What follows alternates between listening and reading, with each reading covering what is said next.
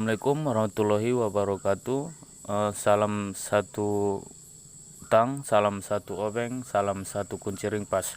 Nah, di sini selamat berbuka bagi yang berpuasa. Untuk semuanya selamat malam menjelang tarawih. Nah, di sini saya hanya ingin berbagi sedikit saja. Ini diperkhususkan khusus untuk pemula. Nah, buat para master ataupun para suhu, maafkan saya, bukan maksud untuk menggurui, silakan di kolom komentar. Nah, ini adalah motornya Vario Old 125 yang sudah sistem FI ESP. Nah, di sini pada mulanya air radiatornya mendidih terus. Nah, sebentar.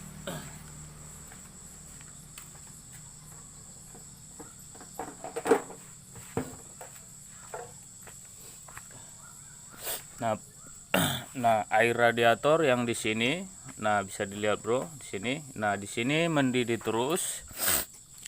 Nah, sementara tidak ada kebocoran terdapat padanya, walau dia bocor ke luar mesin daripada komponen sistem pendingin ataupun bocor ke dalam mesin. Nah, lalu kalau kalau misalnya kebocoran keluar mesin atau ke dalam mesin tidak ada, lantas kenapa air radiator bisa habis? Nah, habisnya air radiator atau mendidih, kalau mesin udah dibawa jalan jauh, udah panas, air radiator akan mendidih sehingga habis.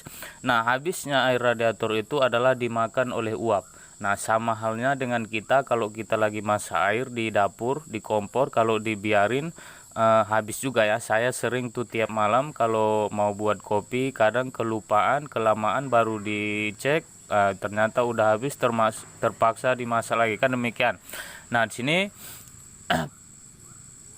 ada 3 komponen utama yang paling penting di bagian sistem pendingin ini adalah yang pertama ini namanya termostat. Nah, di sini termostat ini harus berfungsi betul. Nah, untuk yang kedua adalah water pump atau pompa radiator untuk menjadikan siklus air radiator mulai dari sistem pendinginan hingga ke tujuan ke silinder blok.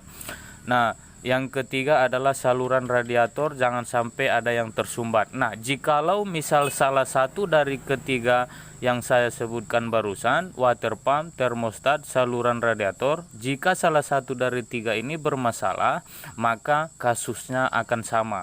Nah, terkecuali kasus-kasus bocor ataupun bocor ke dalam mesin ataupun keluar mesin. Nah, di sini saya tidak secara praktik, di sini hanya pengenalan saja secara teori, karena sedikit banyaknya apapun itu sistem pendingin walau tidak terdapat pada semua kendaraan harus penting juga kita pahami.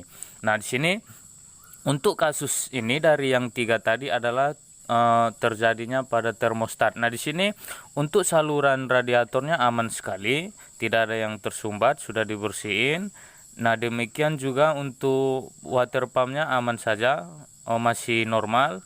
Nah, cuman untuk pada termostat tidak bisa membuka. Nah, di sini ini harganya kalau yang KW di kisaran kurang lebih hampir 400 ribuan, sementara yang orisinil di atas 600 ribu. Nah, ini sepele memang, kalau berdasarkan logika memang kok mahal amat, kan demikian. Cuman ini tingkat kemahalannya ini karena fungsinya penting. Tanpa ini motor tidak bisa dibawa jalan jauh, bisa mengakibatkan overheat atau jam panas ataupun jam total sekaligus, malah bisa, bukan kemungkinan besar lagi, akan berakibat fatal, pasti terjadi padanya. Nah, di sini, nah sebelumnya ini kasus ini sudah dibenahi oleh saudara kita.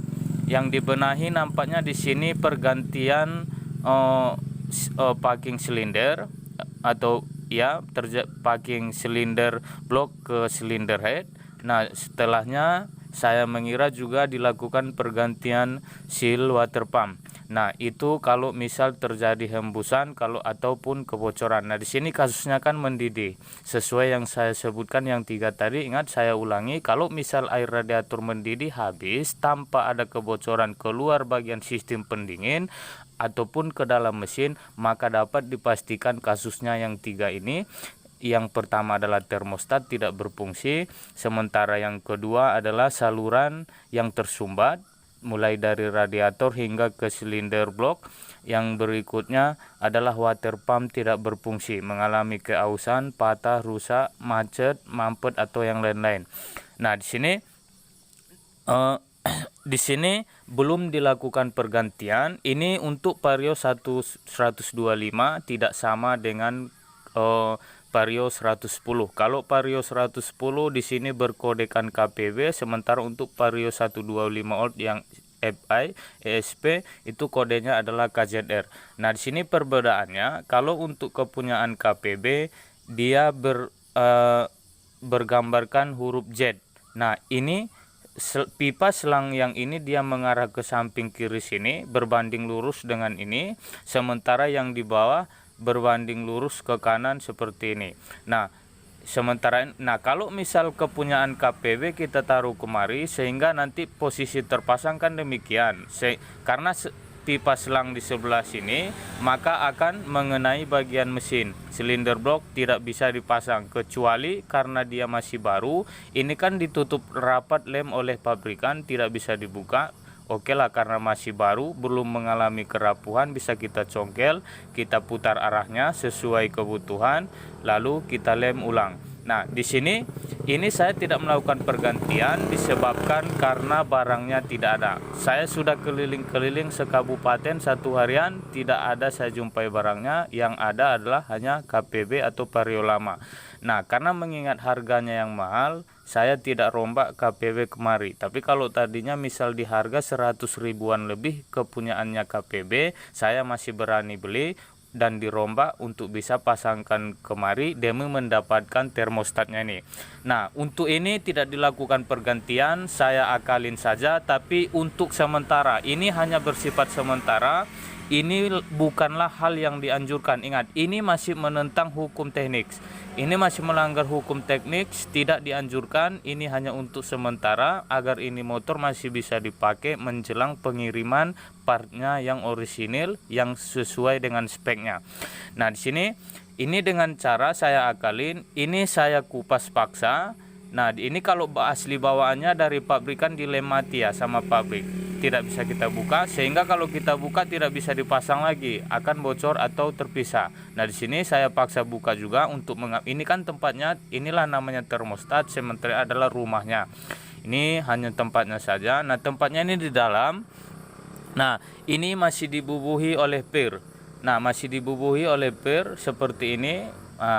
Nah, kalau misal air radiator yang di mesin sudah mencapai suhu sekitaran 78 derajat Celcius minimumnya, maka termostat ini akan membuka.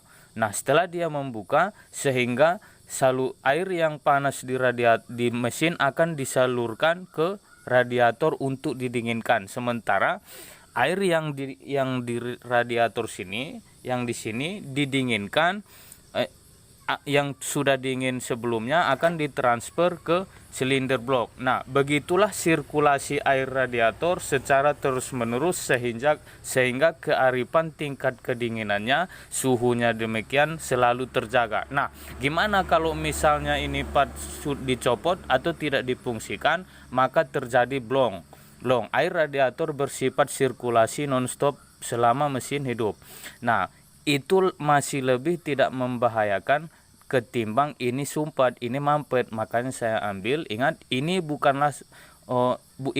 suatu anjuran, tapi ini adalah bersifat sementara sebelum dapat pergantian yang sesuai speknya. Nah, sesuai speknya menjelang pengiriman di sini diakalin dulu. Ini pun belum tahu juga ya bro. Bisa-bisa nanti lemnya ini nggak tahan ambiar. Nah, maka disinilah nanti yang menentukan bahwa motor ini akan di-off-kan dulu sebelum mendapatkan perpang yang sesuai dengan speknya.